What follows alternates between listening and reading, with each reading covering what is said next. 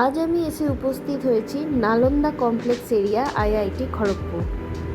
এখানে ফুড হাবগুলি আপনাদের সামনে তুলে ধরব।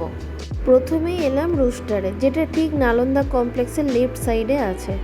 জায়গাটি বেশ পরিষ্কার পরিচ্ছন্ন এবং অ্যাম্বিয়েন্সটাও ভীষণ সুন্দর। এখানে বসে খাওয়া, গল্প করা এবং পড়াশোনার জন্য একটা মনোরম পরিবেশ।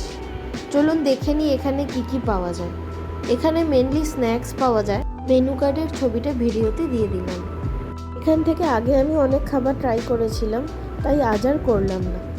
চললাম নতুন এক ফুড হাবের উদ্দেশ্যে। নালন্দা কমপ্লেক্স এই যে রুস্টার থেকে ঠিক তার বাদিক ধরে সোজা হাঁটতে থাকলেই আরও একটা ফুড হাবের এসে পৌঁছালাম। তার নাম এমএফএস।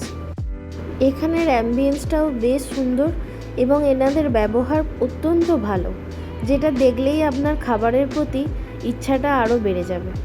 এখানে মেনলি স্ন্যাক্স পাওয়া যায়, এছাড়াও বিভিন্ন টাইপের ফ্রায়েড রাইসও পাওয়া যায়, আইসক্রিমও আছে সাথে।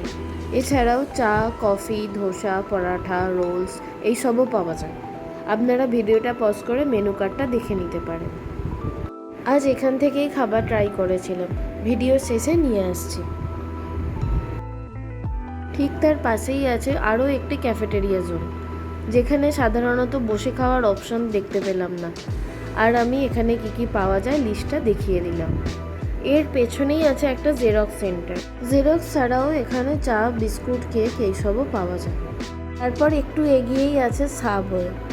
সাবওয়েটা এই মুহূর্তে বন্ধ আছে মেনটেনেন্সের জন্য। আমি একটু কাছে গিয়ে ওদের বসার এরিয়াটা কভার করলাম। মেনটেনেন্স শেষ হয়ে গেলেই আবার সাবওয়েটা শুরু হয়ে যাবে। সাবওয়ের ঠিক পাশেই আছে একটা এটিএম। এমএফএস থেকেই আজ টিফিন করলাম। নিয়েছিলাম একটা চা আর লোডেড চিকেনে ভরা একটা চিকেন স্যান্ডউইচ। অত্যন্ত ভালো খেতে লেগেছে আমার। কোনো আর্টিফিশিয়াল সস ইউজ করেনি। আপনারা এটা অবশ্যই ট্রাই করবেন। আজকের মতন টাটা।